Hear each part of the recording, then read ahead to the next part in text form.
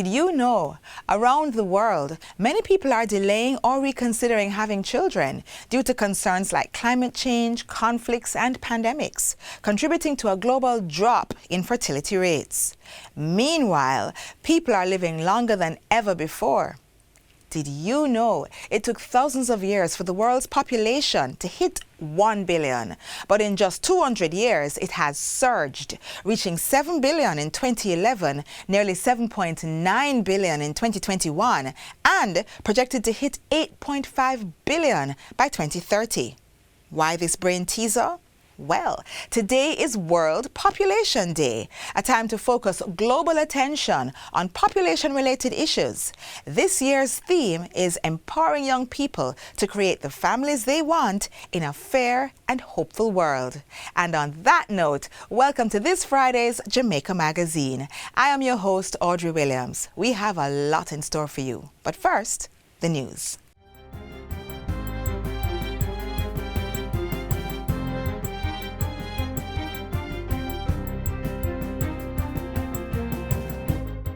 Good day, I'm Theodore Henry, and this is your JIS News for Friday, July 11, 2025.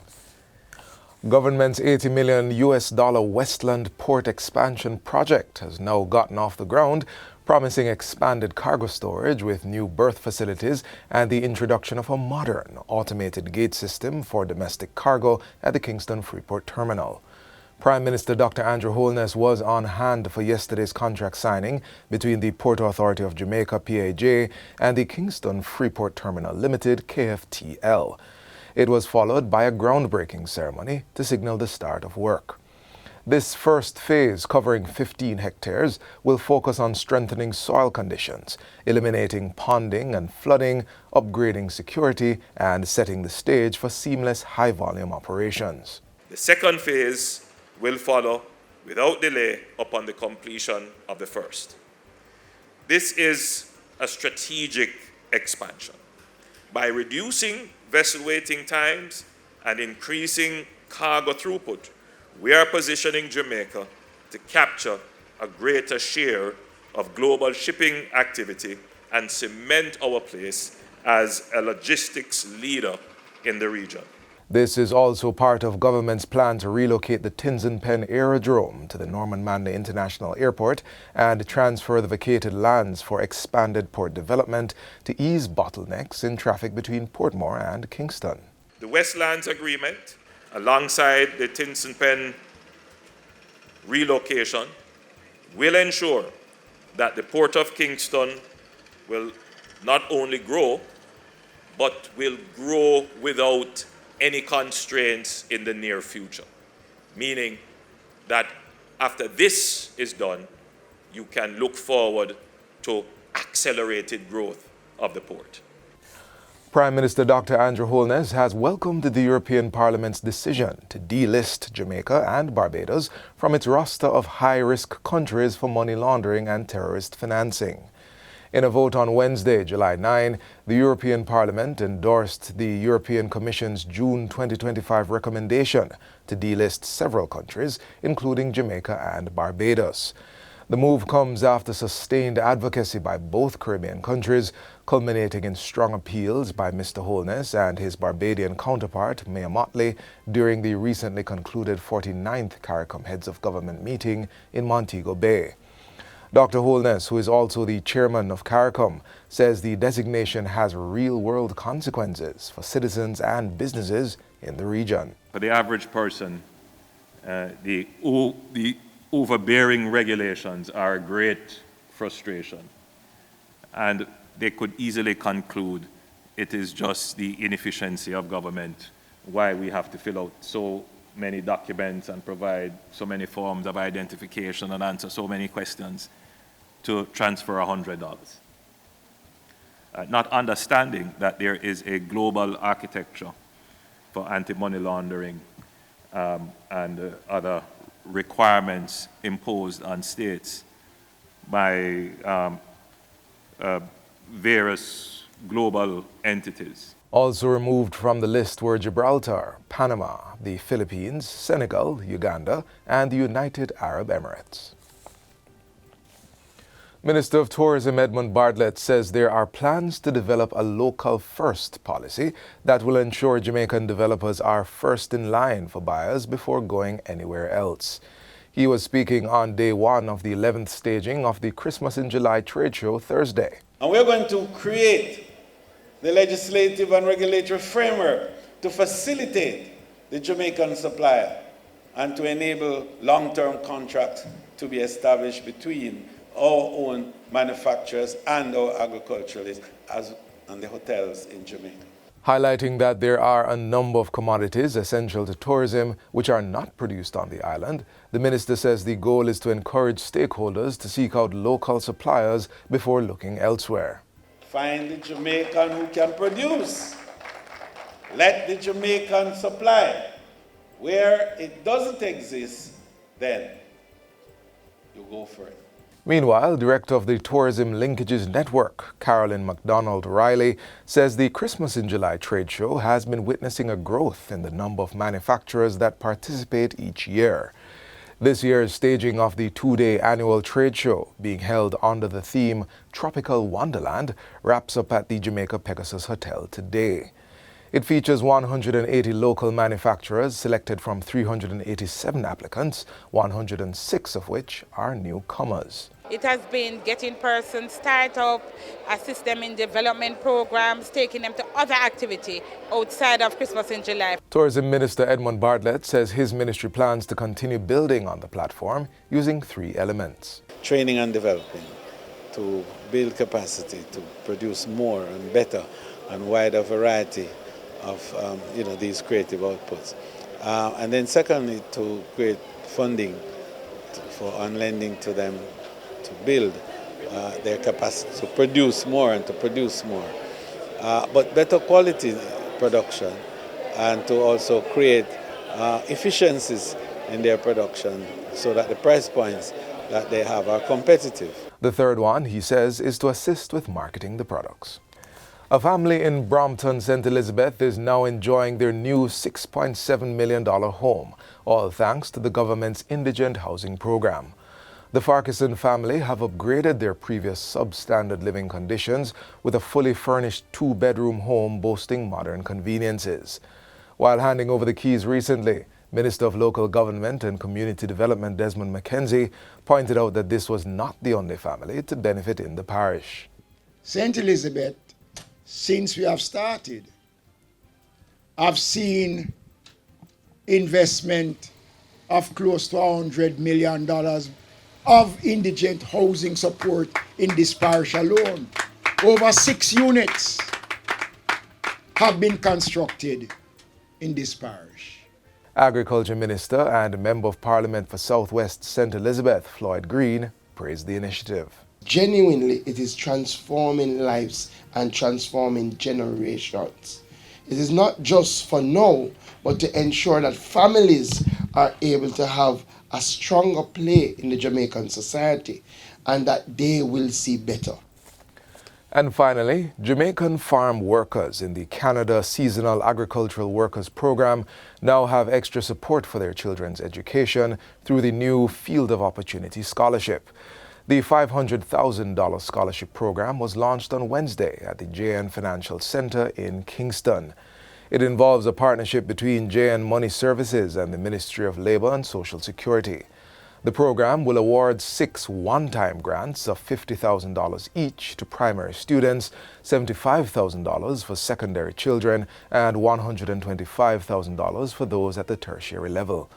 Minister of Labour and Social Security Pernell Charles Jr. says the initiative is a meaningful investment that will ease financial pressures on farm workers' families. To those who will receive the benefit, I want them to see this as a vote of confidence. I want them to see it as an opportunity that their parents who have sacrificed have provided for them through us. And I would say to the future scholarship winners and the benefactors, continue to stay focused, continue to be committed to excellence, and know that you're not alone. To be eligible for the scholarship, Applicants must have participated in the Seasonal Agricultural Workers Program for at least 3 years. They also need to have been JN customers for at least 2 years with at least one transaction and not be recipients of other JN scholarships. The student must maintain at least a B average. We feel that what we have today is a game changer. We do feel that it will help to enrich the lives of not just our current customers, but the next generation. And we hope that we can plant a seed that will help to grow generations to come. Interested farm workers can apply by visiting any JN Money Services branch. And that's it for JIS News today. I'm Theodore Henry. Thanks for watching.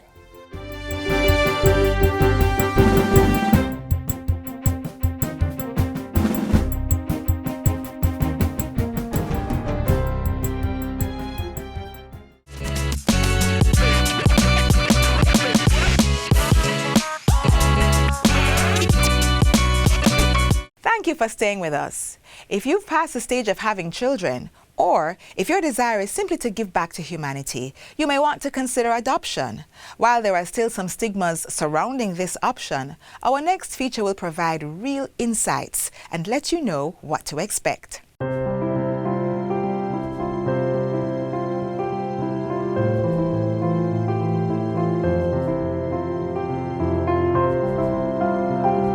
Thank you for your interest in adoption in Jamaica.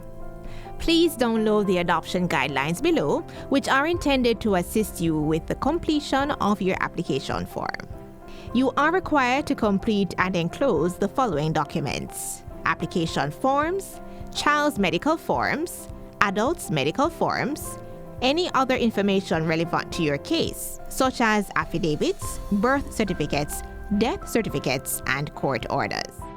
That's the beginning of your adoption process. You're now on your way to becoming a child's legal guardian. Adoption is a very special process. It's a very significant step that persons take in their lives, and it is very rewarding. And I would implore persons who are interested in adopting to go for it. And as I said before, go for it with an open mind.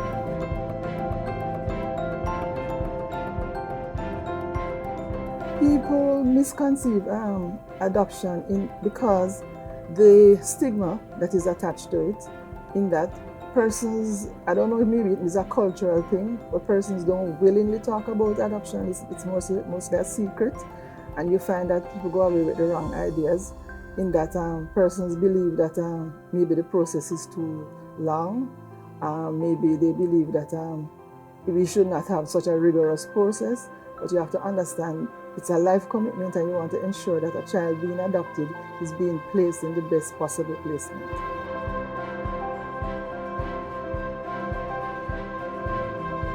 Close adoptions are adoptions that are basically done in Jamaica now, in that no information is given to either the adopters about the biological parents, and the biological parents don't know about the adoptive parents.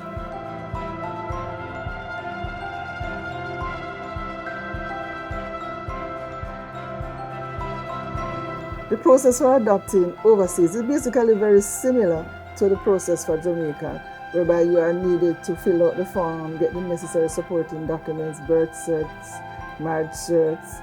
However, overseas applicants need to ensure that they have home studies, because that is the way you're going to find out about the overseas person's background. So they would have to get the services of a home service provider, especially for those in the US, and that home service provider will give them a comprehensive information about their, including police checks and everything. So they need that. And then after that process, they will submit it to us, and it will go through the regular, rigorous process of identifying the birth parents, doing the necessary interview, visiting the child, getting the child's opinion, and then all of that is summarized and placed in a report along with the case file to the adoption board for approval.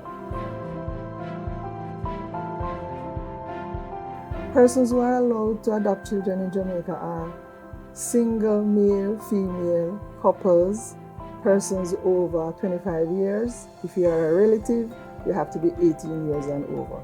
The Adoption Board is a body established in the Act that has to give approval for all adoption applications before they can go to the court for finalization. The Adoption Board is the only agency that is authorized to approve adoption cases. So there's no other agency that has that authority. Let adoption work for you. Visit the Child Protection and Family Services Agency website at childprotection.gov.jm or visit the agency at 48 Duke Street or any of the parish's offices island-wide to learn how you can start the process.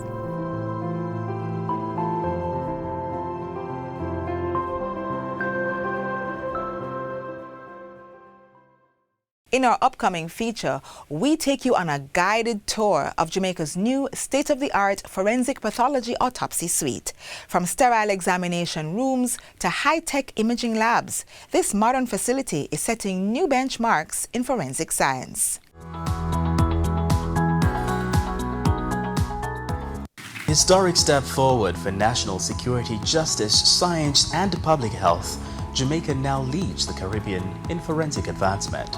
The Ministry of National Security officially opens the state-of-the-art forensic pathology autopsy suite built to international standards and designed to meet the growing needs of a modern justice system. Institute of Forensic Science and Legal Medicine is a critical institution in the entire security architecture and a part of the Plan Secure Jamaica program. It's critical because it is important that when criminals are apprehended, we can take them to court with irrefutable evidence and have successful prosecution. We have designed a building that is 1,500 square meters, which comes out at about 16,700 square feet. We have parking for 43 cars.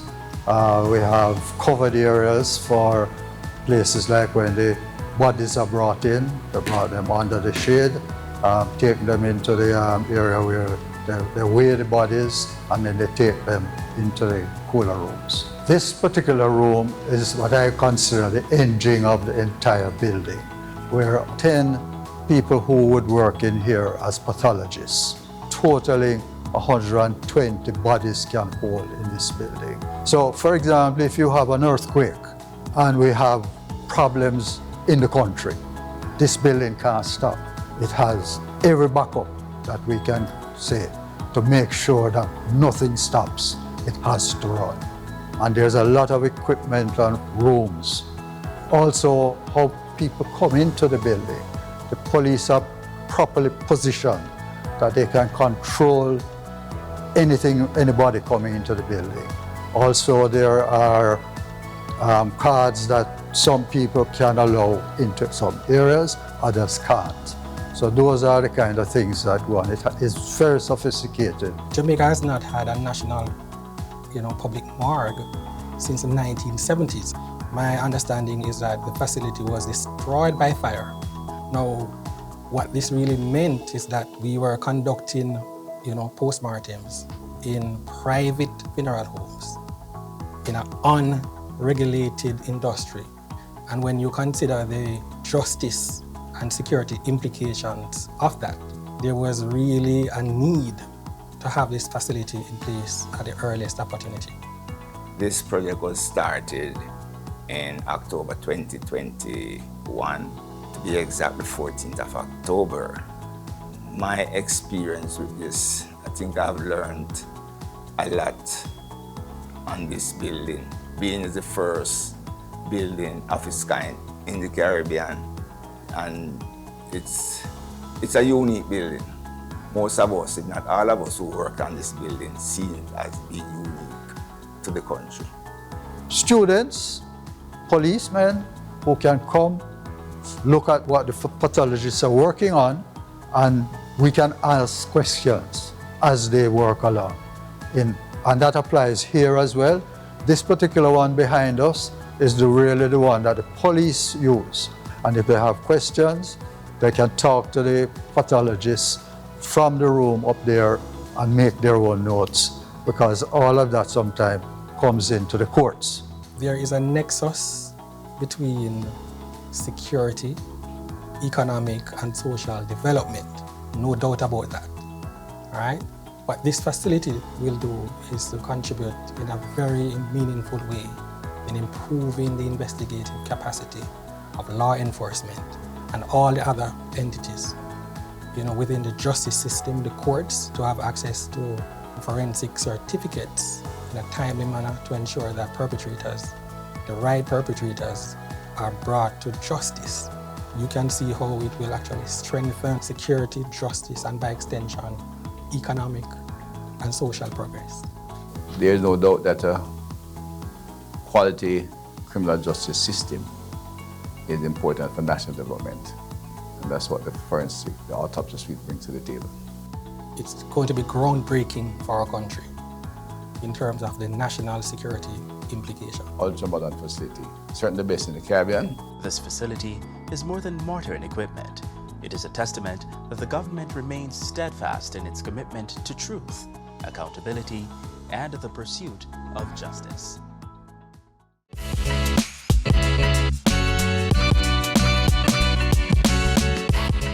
Founders Day at this institution was truly extraordinary, highlighted by the creativity and talent of the students. Please take a look.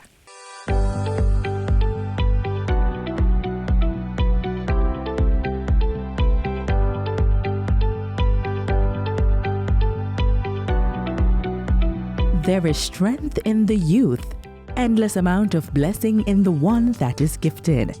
These were found in all 6 of the top awardees of the Mr. and Miss St. Richard's Talent Competition for 2025.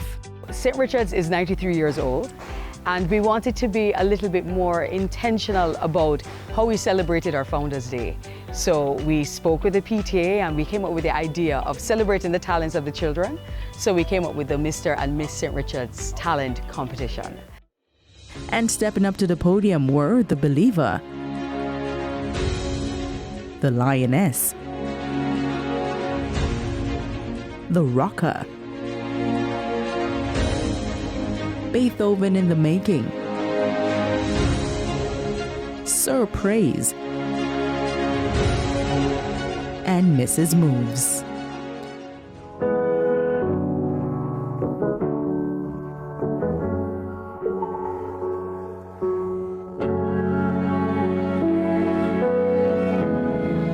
This is Kiara, and if it wasn't obvious already, she loves dancing. Kiara has been dancing since she was 2 years old, and her inspiration is her aunt Stacy, who teaches her the art form.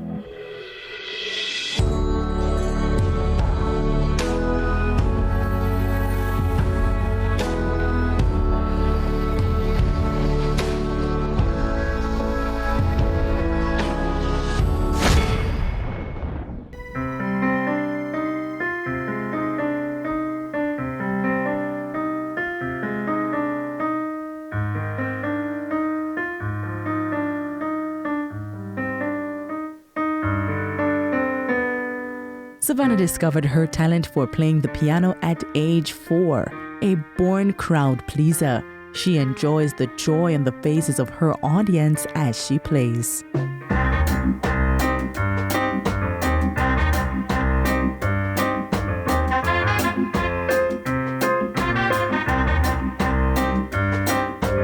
The children did really well in the competition, and they participate outside of school. But sometimes in the school, we don't get to see what they do. So it was really a good opportunity to see the tremendous talent of the children, and they really performed well. In addition to singing, Daniel enjoys dancing and drawing, though she's still working on that skill. I used to bite my tongue and hold my breath, scared to lock the boat and make a mess. So nice and quietly, I grew politely. This self-proclaimed foodie chose the song Roar to perform because it inspires her to do great things. I've got the eye of a tiger, fire, dancing through the fire. I am a champion, and you're gonna hear me roar louder than a lion. I am a champion, and you're gonna hear me roar. Oh, oh, oh, oh. Adam is a gamer, but he also enjoys reading. In addition to singing, he plays the drums and is learning to play the piano.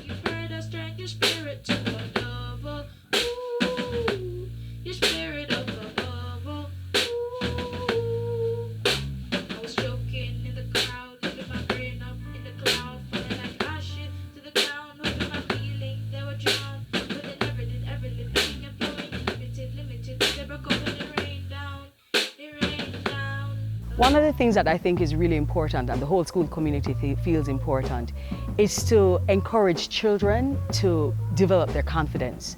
And yeah, when they're in class and they answer questions and they do things, they're among their peers, but they put them in front of people that they're not necessarily familiar with. And for them to really come out and be confident in what they're presenting was an important objective of this competition, which I think was fully achieved. J. Anthony loves singing and chose this song, The Goodness of God, because it is his favorite. I love you, Lord, for your mercy never fails me, and all my days I've been held in your hand.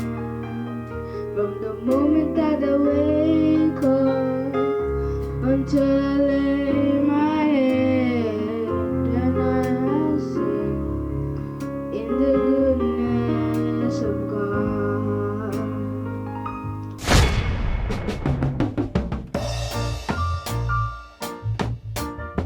Derek loves to play musical instruments, particularly the drums. His hobbies include music production and playing football.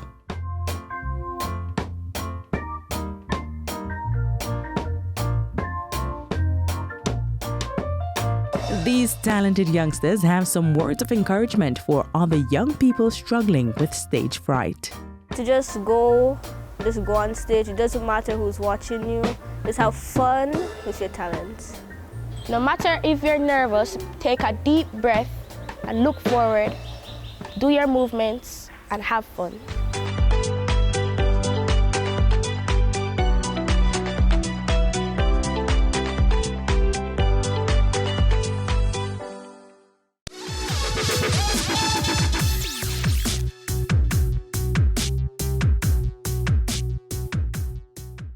Jamaica recently hosted the 49th regular meeting of the Conference of Heads of Government of CARICOM.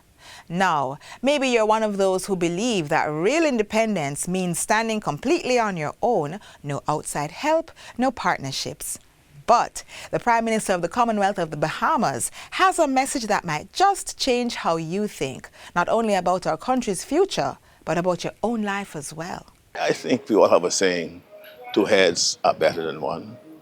I think it's Marcus Garvey who once said, if you want to go fast, go alone. But if you want to go far, you go together. I think those concepts, those little sayings, should bring home to you what is important about regional blocks like ourselves, being together, staying together, speaking with one voice, because our challenges are similar.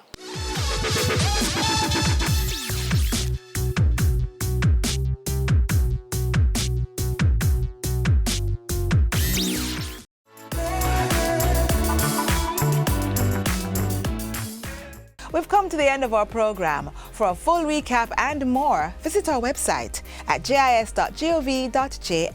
I'm Audrey Williams. Bye for now.